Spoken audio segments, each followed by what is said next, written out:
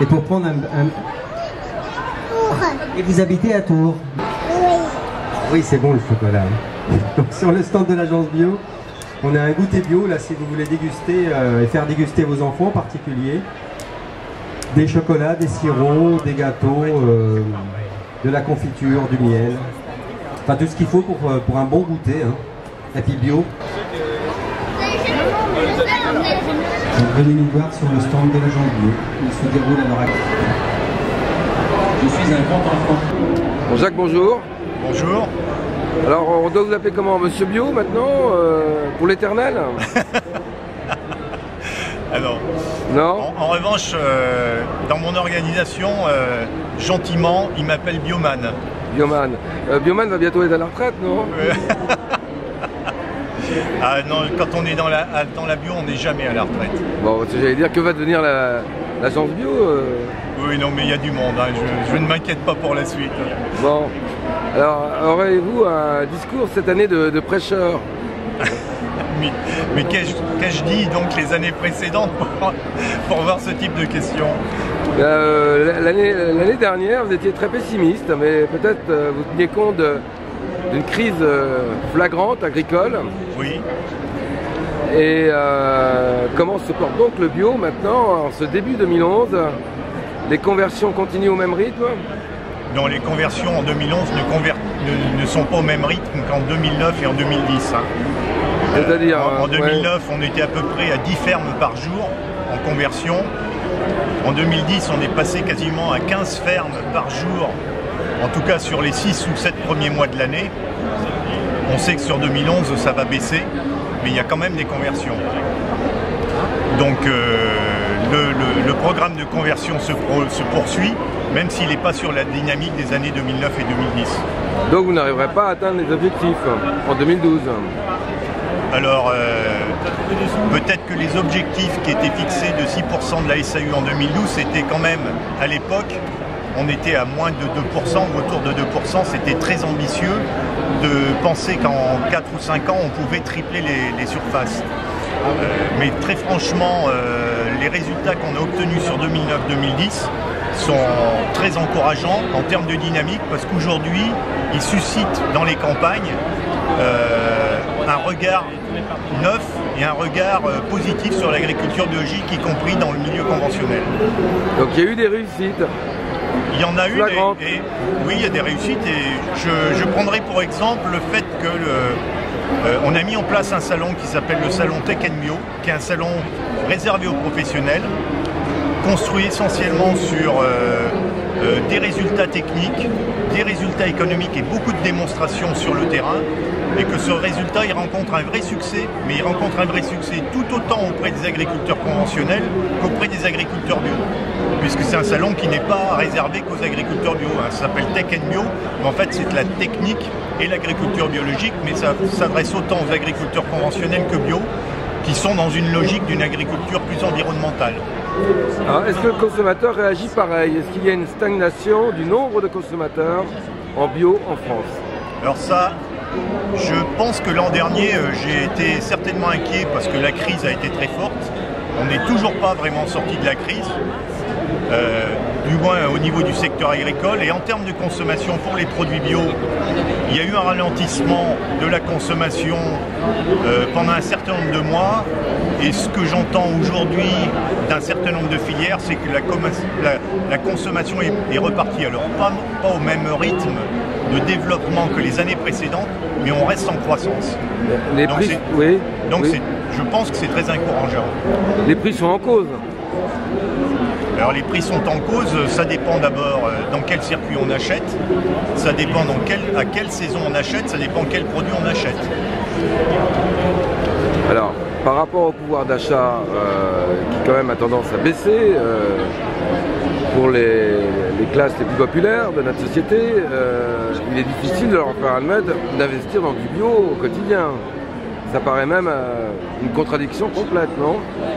Alors ça, c'est un véritable enjeu, oui, c'est un défi même. Hein.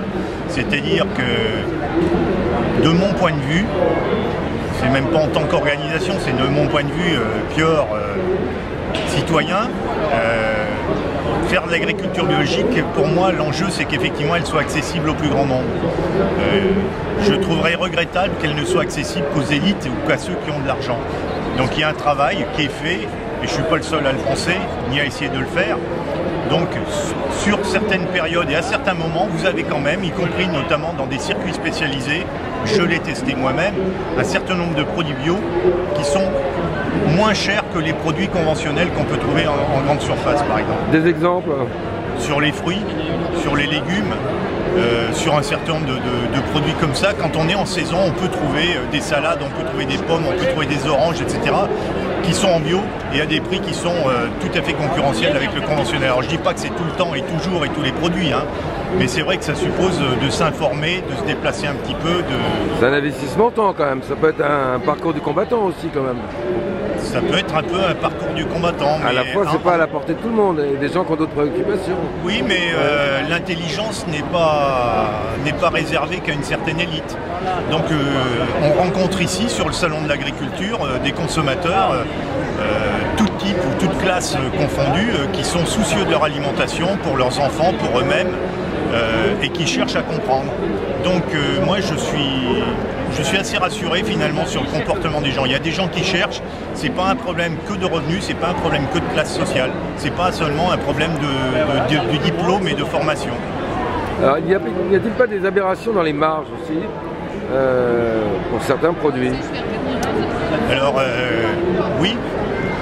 Mais comme je suis dans le secteur agricole, les gens qui vont être dans le secteur de la distribution ou dans la logistique de la transformation vont vous dire oui mais nous on fait tout ce qu'il faut alors. Il y a certainement un problème de marge. Vous m'aviez cité un exemple off sur les pommes par exemple. Oui, je vous ai cité un exemple sur les pommes qui n'était d'ailleurs, je ne pense pas bio particulièrement, mais où les pommes étaient achetées quelques dizaines de centimes d'euros aux producteurs. Et on les retrouvait en grande surface à plus de 3 euros le kilo. Et effectivement, on se demande où se trouve la marge entre les quelques dizaines de centimes payés aux producteurs et les 3 euros vendus en grande surface.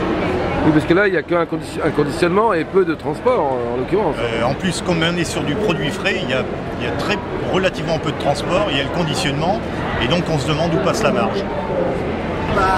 Jacques, pour des jeunes qui s'installent cette année, est-ce qu'on a intérêt à leur conseiller justement de tout de suite jouer la carte bio, ou faut-il qu'ils aient une certaine connaissance et technicité dans leur métier d'abord? Oui, la réponse n'est pas simple parce que l'agriculture biologique, contrairement à ce que certains pensent, n'est pas une agriculture du passé, c'est une agriculture qui réclame beaucoup de sens de l'observation, de technicité, de vision globale de son exploitation, donc ça suppose quand même, en termes de formation ou d'intérêt pour son métier, un réel investissement. Donc quand on s'installe en bio et quand on est jeune, il faut bien avoir compris cet investissement sur le métier. Alors j'ai pas de règle a priori, hein. Le métier en arboriculture fruitière, bio, c'est pas le même qu'en élevage de porc ou en élevage de vaches allaitantes. Ça ne demande pas obligatoirement le même type de compétences techniques. Après, on peut avoir une histoire personnelle, être le fils d'eux, qui déjà a bien initié le travail, l'apprentissage au quotidien, tous les jours sur l'exploitation. Donc en fonction aussi de son milieu, de son origine, des connaissances qu'on a de l'agriculture, au-delà de celles qu'on peut apprendre à l'école, je pense qu'il faut quand même bien réfléchir et il faut sûrement passer par une période de stage, hein, c'est-à-dire aller voir sur d'autres exploitations bio comment ça fonctionne dans le domaine de compétences qui nous intéressent, que ce soit les grandes cultures, les productions végétales ou animales. Il prendrait le risque d'aller vers un échec alors?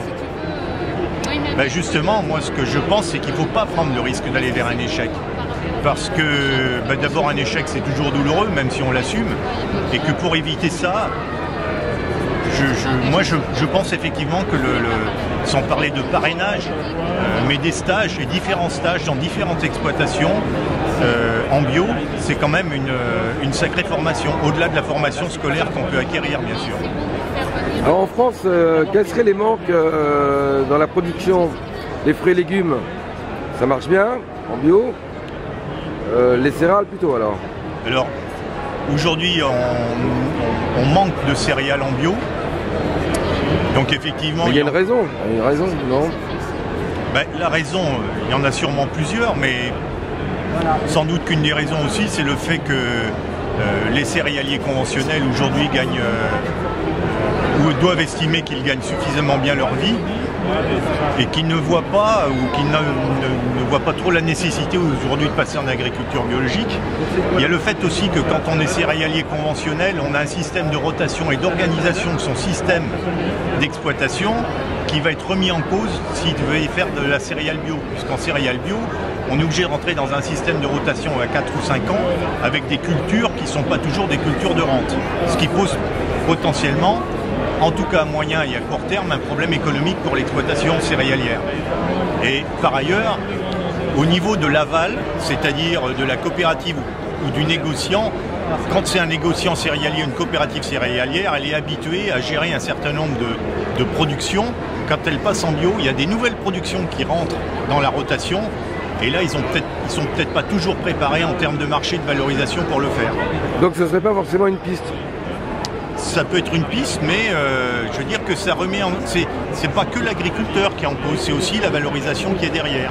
Alors c'est vrai que par ailleurs, on manque de céréales bio, sauf que les outils ou les systèmes qui sont mis en place du côté conventionnel ne sont pas obligatoirement immédiatement adaptés. Ça ne veut pas dire qu'ils ne peuvent pas l'être, mais ça doit se faire quand même un peu progressivement. Parce que ça suppose en termes de traçabilité et de stockage des silos séparés. Il ne faut pas qu'il y ait de mélange ni au niveau de la trémie, ni au niveau de la collecte, ni au niveau de la séparation. Donc si vous voulez, il y a une certaine complexité qui est à gérer avant de passer en bio. Et c'est pas qu'au niveau de l'exploitant, hein. C'est l'exploitant et tout ce qu'il y a au niveau de la traçabilité, de la valorisation des produits derrière. D'après vous, au-delà de 2012, il faut s'attendre à quoi? À une volonté d'une France, d'une Europe plus verte, d'une France bio? Verte ne veut pas dire bio, forcément. D'après vous? Alors au niveau de l'Europe aujourd'hui, il est très difficile, délicat et pour moi prématuré de vous dire ce qui va se passer. Effectivement, il y a un certain nombre de sujets sur la négociation de la PAC après 2013, où il y aurait des volontés d'un certain nombre de parlementaires européens, peut-être de certaines volontés communautaires, d'aller vers une Europe plus verte. Ce sont des rumeurs hein, pour le moment. Bon, il y a des ballons d'essai qui sont lancés ici ou là, etc. Ceci dit, Europe plus verte, ça ne veut pas dire obligatoirement Europe bio. Hein.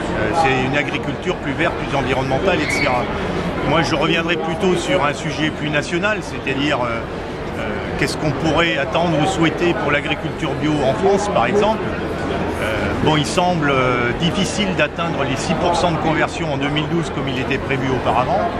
En revanche, il serait peut-être intéressant, compte tenu du fait qu'on a quand même un volant de conversion qui se maintient, on a une demande en termes de consommation qui continue de progresser, même si elle n'est pas tout à fait au même rythme que précédemment. Il y a toujours cette consommation qui est là et qui continue de croître.